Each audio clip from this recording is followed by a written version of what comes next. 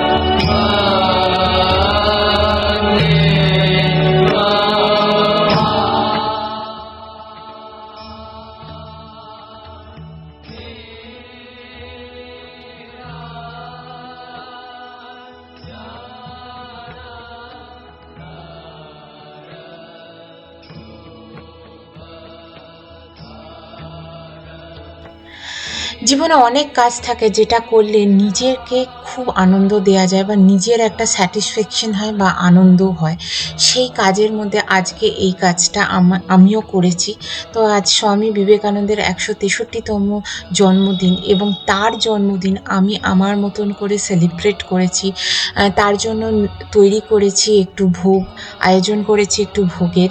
তো কিভাবে কি করেছি সেটাই তোমাদের সঙ্গে শেয়ার করব। তাছাড়াও এই যে মানুষটা, এই মানুষটা প্রত্যেক ভারতীয়কে শিখিয়েছে অন্যের সঙ্গে চোখে চোখ মিলিয়ে কথা বলতে।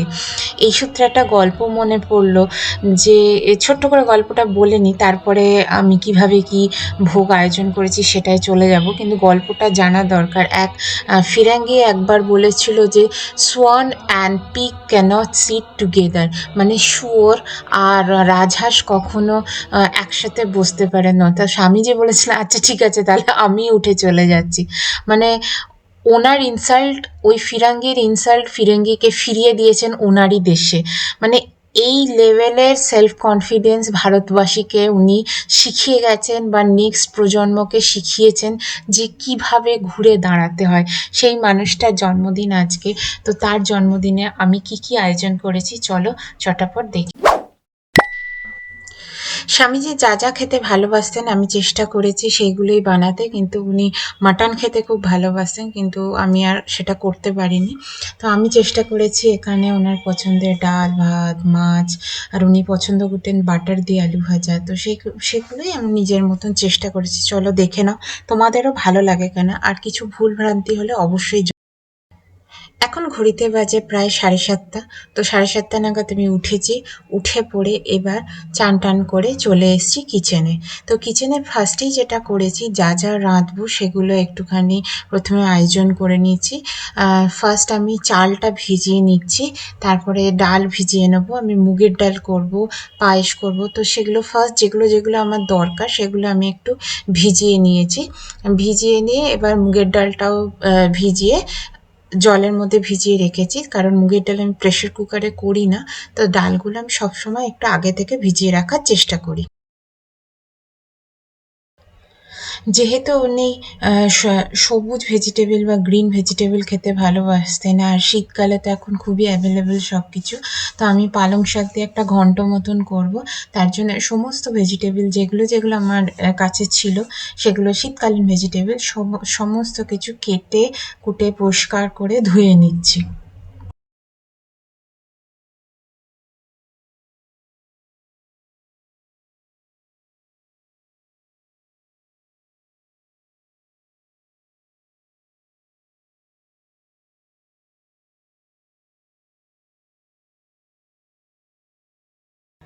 সব ভোগের সম্পূর্ণ একটা থালা নিবেদন করব, তার জন্য অনেকগুলো আইটেম বানাতে হবে। সো এইভাবে আমি সবজি টবজিগুলো এবার কেটে ধুয়ে টুয়ে পরিষ্কার করে একটা ঝাঁঝরির মধ্যে নিয়ে নিয়েছি।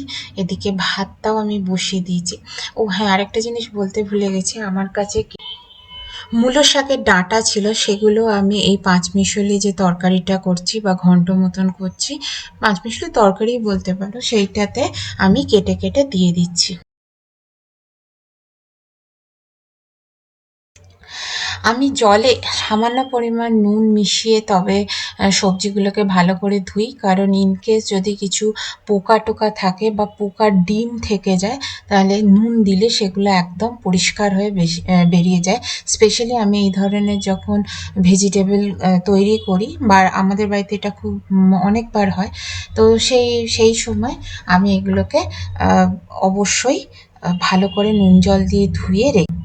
সো এখানে তো আমার ভাত ডাল বসে গেছে, নেক্সট পালা হচ্ছে এবার আমি তাড়াতাড়ি শুরু করে দেবো হচ্ছে তোমার এই মিক্সড ভেজিটেবলটা বানানোর জন্য।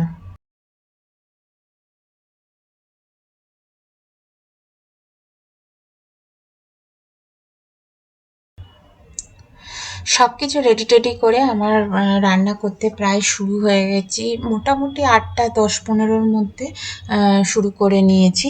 আর প্রথমে আমি বড়িগুলোকে ভাজবো না, আমি একটু কড়াটা গরম করে নিয়ে বড়িগুলোকে প্রথমে একটু রোস্ট করে নেবো, তাতে তেলের পরিমাণ একটু কম, মানে একটু কম লাগে আর কি, খুব বেশি তেল লাগে না বড়িগুলো ভাজতে। তো সেই কারণে আমি একটু প্রথমে কড়াটা গরম করে বড়িগুলোকে রোস্ট করে নেবো। আর আমরা যখন সাধারণভাবে খাই, যেহেতু আমাদের প্রচুর পরিমাণ বাইরে খাওয়া দাওয়া হয়, নেমন্তন্ন থাকে বা কোথাও গেলাম একটু খেয়ে ফেললাম, সেজন্য বাড়ির খাবারটা যতটা সম্ভব পারি লেস অয়েল করবার। তো সেই সময় আমি আর বড়িগুলোকে আলাদা করে তেল দিয়ে ভাজি না, শুধু রোস্ট করেই নিই। স্বাদে মোটামুটি সেম হয়, কারণ আমাদের মতন সিচুয়েশন যাদের, তাদের চেষ্টা করব মানে জাস্ট 1 চামচ তেলে আমি কী করি বড়িগুলোকে রোস্ট করে নিই। যেহেতু আমার কাছে এয়ার ফ্রায়ার নেই, তো আমি এই পদ্ধতি অবলম্বন করি যখন আমরা বাড়িতে সবাই মিলে খাই, বাট এক্ষেত্রে তো ব্যাপারটা অন্য, সেজন্য ভালো করে তৈরি করতেই হবে।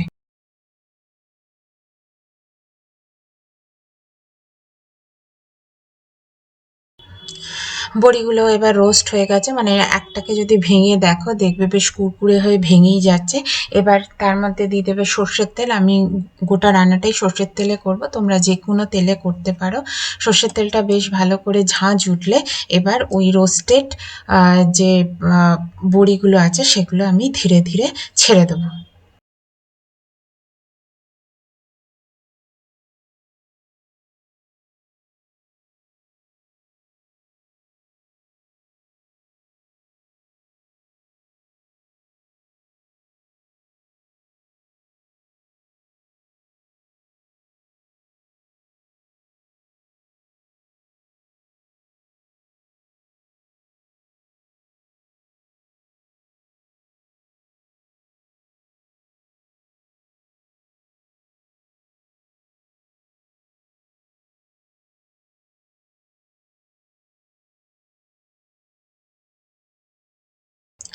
ফোড়নে দিয়েছি 5 ফোড়ন, 5 ফোড়ন দিই ফার্স্টে সবজির মধ্যে আমি ফুলকপিটা দিয়ে দেবো। কেন জানো? কারণ হচ্ছে ফুলকপিটা বেশ একটু লাল লাল করে না ভাজলে ভালো লাগে না।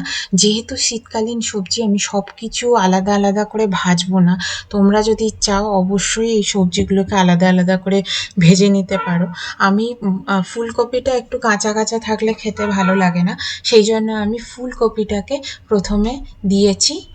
তারপরে দিয়ে নিয়েছি আলু, তারপরে বেগুনগুলো দিয়েছি। বেগুনগুলো কিন্তু একটু বেশ ওপরটা পোড়া পোড়া হয়ে গেলে, স্কিনের ওপরটা পোড়া পোড়া হয়ে গেলে তখন আমি তুলে নেব, এবং একদম যখন তরকারিটা তৈরি হয়ে যাবে তখন সেই সময় আমি দেব বেগুনগুলো, না হলে বেগুনগুলো ঘেঁটে যায়। আর যাদের হেলথ পারমিট করে অফকোর্স তোমরা সবজিগুলোকে আলাদা আলাদা করে ভেজে নিও। আর এই ক্ষেত্রে যেহেতু আমি ভোগের জন্য তৈরি করছি, সেই জন্য আমি তো নুন মিষ্টি কিছুই চেক করতে পারবো না।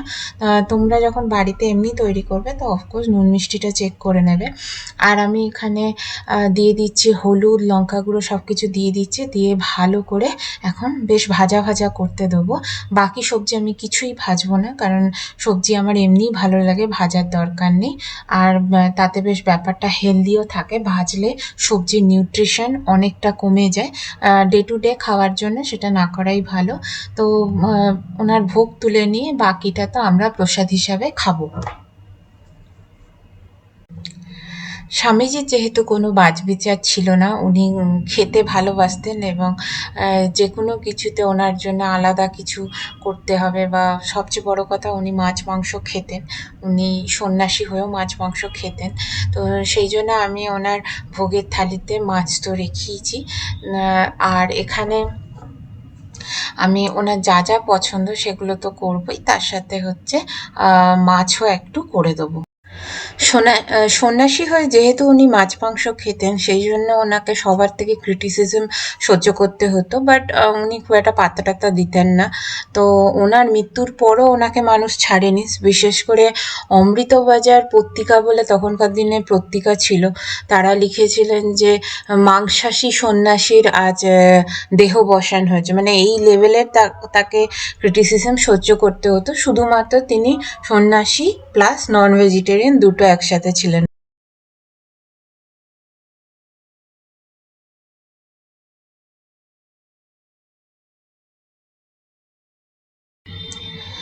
আন্দাজ মতন একটুখানি চিনি দিয়ে নেবো, অল্প, যাতে টেস্টটা ব্যালেন্স হয়, ব্যাস আর কিচ্ছু না।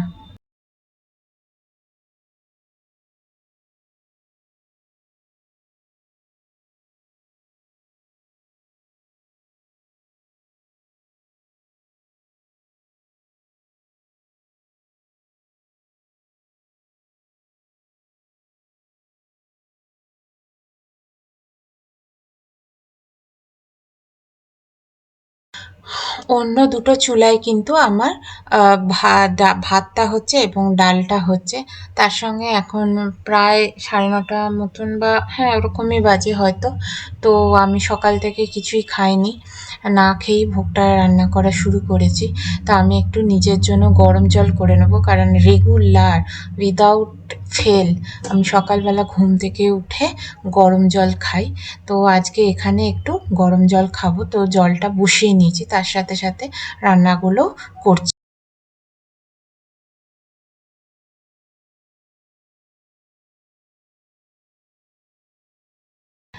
কেটে ধুয়ে জল ছড়িয়ে যে ভেজিটেবলগুলো রেখেছিলাম সেগুলো আমি এবার পরপর দিয়ে দেবো। আর তার সঙ্গে একটা স্পেশাল ইনগ্রিডিয়েন্টস দেবো, দ্যাট ইজ সবুজ টমেটো। আমার এই সময় যে কাঁচা টমেটোগুলো আসে ওগুলো আমার নিজের খেতে ভালো লাগে। তো আমি সমস্ত রকম আমার বাড়িতে যে যা কিছুই রান্না হয় এই শীতের সময়টা, মাছের ঝোল বলো কিছু বলো, তো আমি সবুজ টমেটোটা ইউজ করি। আর স্বামীজির জন্য রান্না করবো আর এটা দেবো না, এটা হতেই পারে না। তো সবুজ টমেটোটাও দিয়ে দিলাম, নর্মালি রাফলি কাট করে দিয়ে দিলাম, এনিওয়েজ ওগুলো গলে যাবে। আর এখানে একটা লাল টমেটোও দিয়ে দিয়েছি। এবার প্রথমে ভাজবার সময় আমি নুন দিই না, কারণ তাহলে সবজিতে এবার জল ছেড়ে দেবে। এবার আমি নুন দিয়ে ব্যাস ঢাকা দিয়ে রেখে দিয়ে এবার বাকি বাটাবাটিগুলো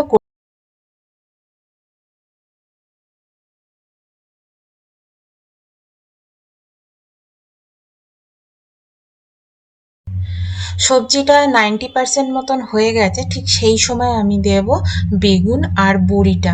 কারণ হচ্ছে আগে থেকে দিয়ে দিলে বড়িটা ভেঙে যাবে, খুব বেশি গুঁড়ো গুঁড়ো হয়ে যাবে, আর বেগুনটাও অত্যধিক সেদ্ধ হয়ে গিয়ে সবজির সঙ্গে মিশে যাবে, বেগুনটা আর আলাদা করে খুঁজে পাওয়া যাবে না। সেই জন্য আমি কি করেছি, বেগুনটাকে লাস্টে দিয়ে, আমি জেনারেলি এইভাবেই করি। আর সব সময় আমি নিভু আঁচে রান্না করি, কখনো হাই ফ্লেমে আমি খুব একটা রান্না করি না, যাতে সবজির নিউট্রিয়েন্টগুলো বজায় থাকে। আর এদিকে দেখো আমার ডালটা হয়ে গেছে, আর এইদিকে সবজিটাও হয়ে গেছে। বাস আর একটুখানি 2-3 মিনিট মতন ওটাকে একটুখানি নিবু আঁচে রেখে দেবো, যাতে বেগুনটা যেটা 90% মতন ডান হয়েছিল সেটা যেন 100% ডান হয়ে যায়।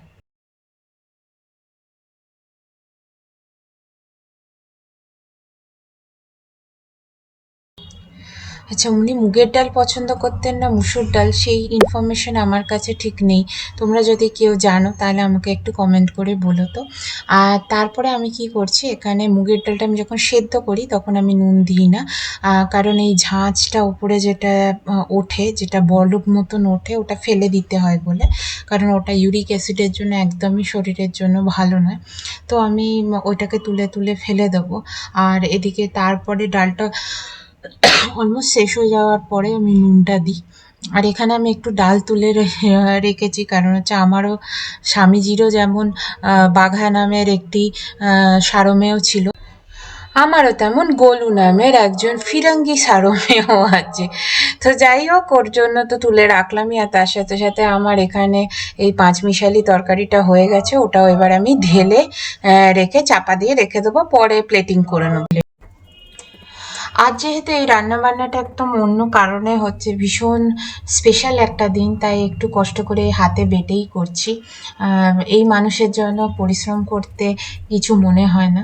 তো যাই হোক, আমি তো ব্লেসড যে এই ব্লগটা করতে পারছি বা এই রান্নাগুলো করতে পারছি। তো এখানে আমি যা যা দরকার আমার রান্না করার জন্য, আদা, আম, রসুন, সর্ষে, পোস্ত, কাঁচা লঙ্কা সবই ধীরে ধীরে বেটে নিচ্ছি।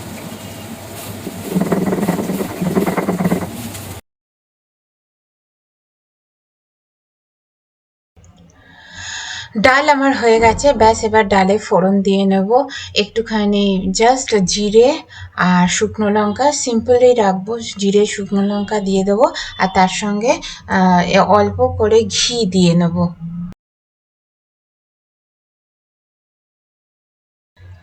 আমাদের স্বামীজি কিন্তু মাটন খেতেও খুব ভালোবাসতেন, আর উনি সবচেয়ে বড় কথা, উনি নিজে রান্না খেতেও যেমন ভালোবাসতেন।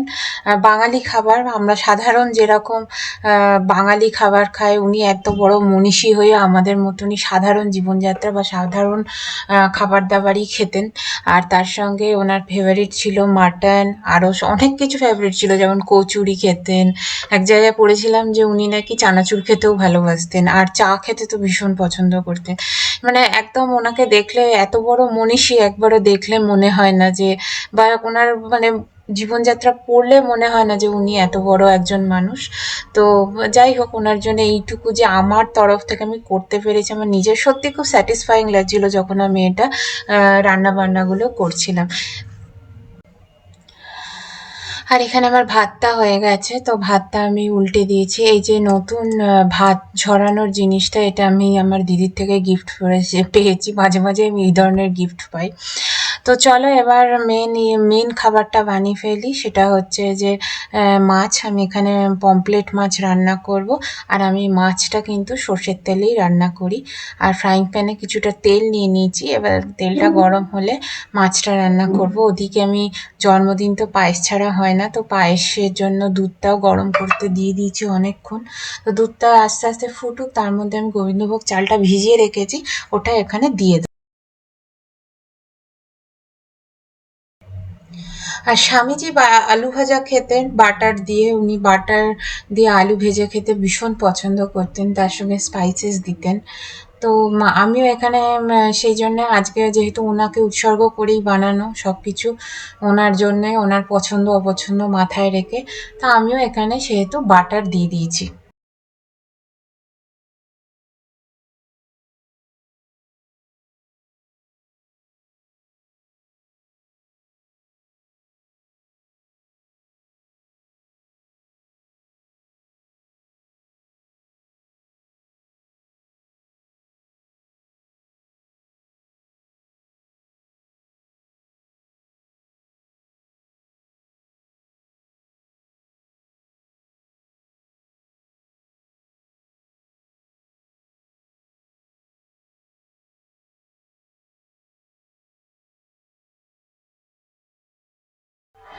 ব্যাস তেল গরম হয়ে গেছে, এবার পমফ্রেট মাছগুলোকে ভালো করে তেলের মধ্যে ছেড়ে দেবো। আগেই ধুয়ে রেখেছিলাম, ধুয়ে নুন হলুদ মাখিয়ে রেখেছিলাম।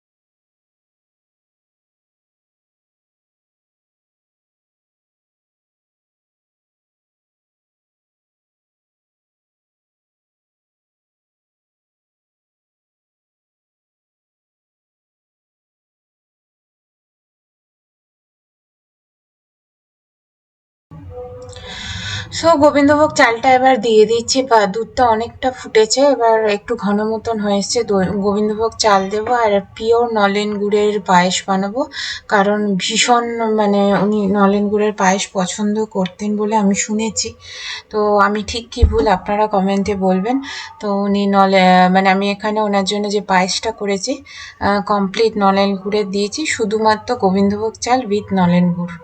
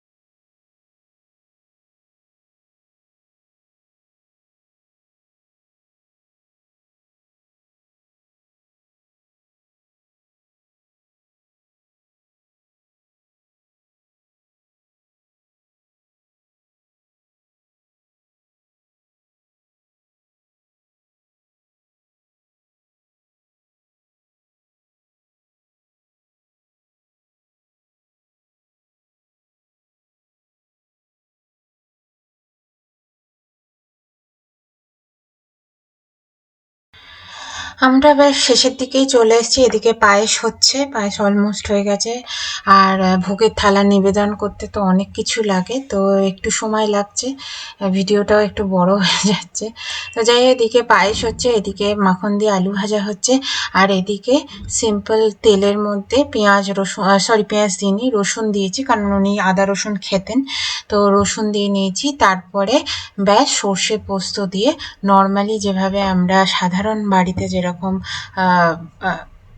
ভাবে রান্না করি পমফ্রেট মাছের ঝাল বা সর্ষে পোস্ত যাই বলো সেটা তৈরি করে নিচ্ছি। বাটিতে নিয়ে নিয়েছি আদা, রসুন, হলুদ, কাশ্মীরি লঙ্কার গুঁড়ো। হ্যাঁ, তবে স্বামী লঙ্কা বাটাও নিয়েছি। একটা কথা বলি এখানে মনে পড়ে গেল, স্বামীজি মারাত্মক ঝাল খেতেন। ওনার বিদেশে যে সমস্ত ফলোয়ার্স ছিলেন তারা স্বামীজির রান্নার লোভও সামলাতে পারতেন না, আবার এত পরিমাণ ঝাল খেতেন যে ওনারা খেয়েও উঠতে পারতেন না। কিন্তু স্বামীজি রান্না করলে সবাই মোটামুটি, যত ফিরাঙ্গি ছিল সবাই মোটামুটি খেতে খুব ভালোবাসতো আর সবাই চলে আসতো খেতে। কিন্তু খুব ঝাল পছন্দ করতো, তো আমি ঝাল ঝাল করেই ভাবলাম রান্না করব, কিন্তু মাছটা লঙ্কাটা মনে হয় না অতটাও ঝাল আছে। তো জাস্ট আমি একটা লঙ্কা দিয়েছি বা দুটো লঙ্কা দিয়েছি, কারণ ভোগটা যদি খুব ঝাল হয়ে যায় তখন এই ভোগটা আমার মেয়েও খাবে, তো ওটা ও খেতে পারবে না, সেই জন্য ঝালটা মিডিয়াম রেখেছি। কিন্তু কেউ যদি এটা দেখে আনন্দ করে নিজেরাও করতে চাও স্বামীজির জন্য, তাহলে অফকোর্স তোমরা একটু বেশি ঝাল দিও। আর আমি এখানে তো অলমোস্ট পায়েসটা হয়েই এসছে। হ্যাঁ, পায়েসের মধ্যে আমি একটা এলাচও দিয়ে দিয়েছি। পায়েসটার দিকে খেয়াল রাখছি, কারণ দুধ ভীষণ নিচে লেগে যায়, ফট করে নিচে দেখবে ধরে গেছে। যদিও আমি একদম সিমে রেখে, এর মধ্যে একটা ট্রিক্স হচ্ছে সবসময় একটা চামচ দিয়ে রাখবে, তাহলে অনেকটা মানে সেভ হয়, যাতে দুধটা না লাগে। তো আমি এখানে জাস্ট পায়েসটাও হচ্ছে সেটার দিকেও খেয়াল রাখছি, তার সঙ্গে ভিডিওটাও করছি, তার সঙ্গে মাছের মাছের ঝোলটাও তৈরি করছি। আমার যেহেতু কোনো ক্যামেরাম্যান নেই, আমি একাই সব করি, এডিটও আমি করি, রান্নাও আমি করি, আর তার সাথে হচ্ছে তোমার সব কিছুই নিজে হাতে করতে হয়, তো সেক্ষেত্রে মাঝে মাঝে ভয়ই লাগে। অনেক সময় এরম হয় যে ট্রাইপড উল্টে পড়ে গেল, কারণ আমি ব্লগটা একদম নতুন নতুন শুরু করেছি। স্কিল, যে কোনো স্কিল তৈরি হতে একটুখানি সময় তো লাগেই, তো আশা করি আগে সব শিখে যাব ধীরে ধীরে। তো আমি 2024-এ এসে নতুন চ্যানেল স্টার্ট করলাম। যাই হোক, আশা করি তোমাদের সাপোর্ট পাবো। Please do support by subscribing me. তো ভালো লাগবে যদি সাবস্ক্রাইব করে দাও তোমরা, ইটস কমপ্লিটলি ফ্রি, সো কোনো চাপও নেই। জাস্ট একটু সাবস্ক্রাইব করে দিও প্লিজ, তাহলে আমার একটু মোটিভেশনটা ধরে রাখা যায় এবং কাজ করতে ইচ্ছাও যায়। তো সে যাই হোক, সেটা ছাড়ো। এবার হচ্ছে তোমার নেক্সট এখানে আমি একটু দই, টক দই, চিনি আর সর্ষে পোস্ত যেটা বেটে নিয়েছিলাম ওইটা মিশিয়ে দিচ্ছি এবং কন্টিনিউয়াসলি নাড়তে থাকছি। দই কি হয়, গরম জায়গায় দিলেই না ফট করে ফেটে যায়, তো সেই কারণে আমি দই টাকে ভালো করে নেড়ে নিচ্ছি। নেড়ে নিয়ে এরপরে জল দিয়ে দেবো যাতে না ফেটে যায়। মাছের ঝোলটা অলমোস্ট তৈরি হয়েই গেছে। আর সব কিছু থালাতে যা যা দেবো, থালা বা থালি যাই বলো, হিন্দিতে থালি, বাংলাতে থালা, থালাতে যা যা সাজিয়ে ভোগ নিবেদন করবো মোটামুটি আমার সবই হয়ে গেছে।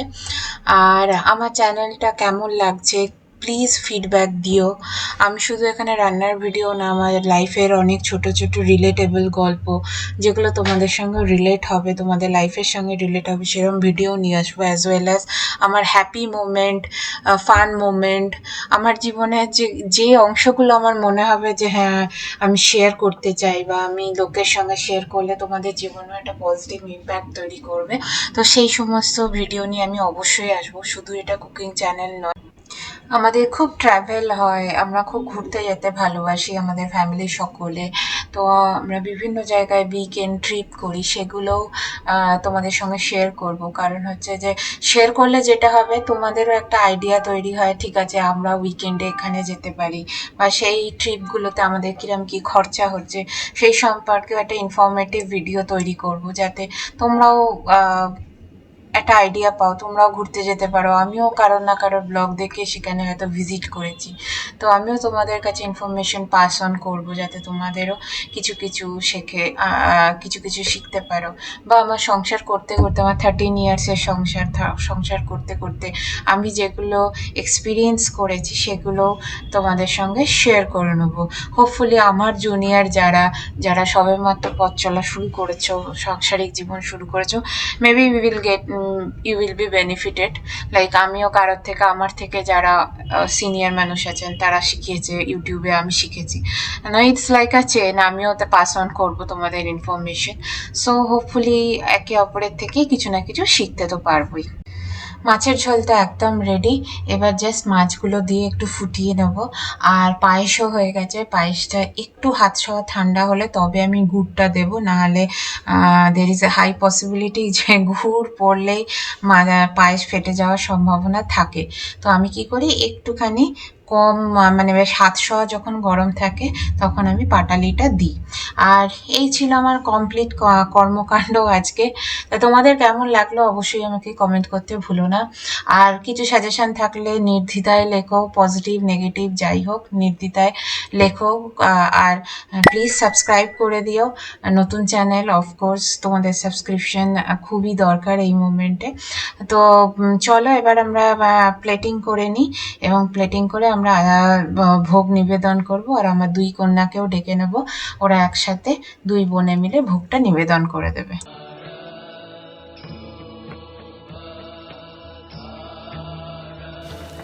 আজকে কি? আজকে হচ্ছে স্বামী বিবেকানন্দের বার্থডে। Happy birthday.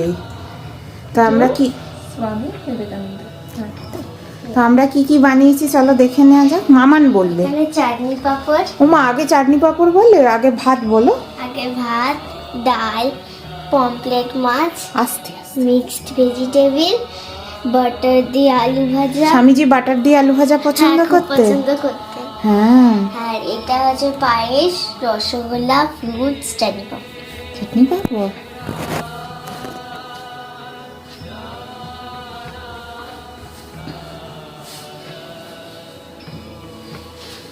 আমরা কি করেছি, স্বামীজিকে ভোগ নিবেদন করেছি, তাই তো?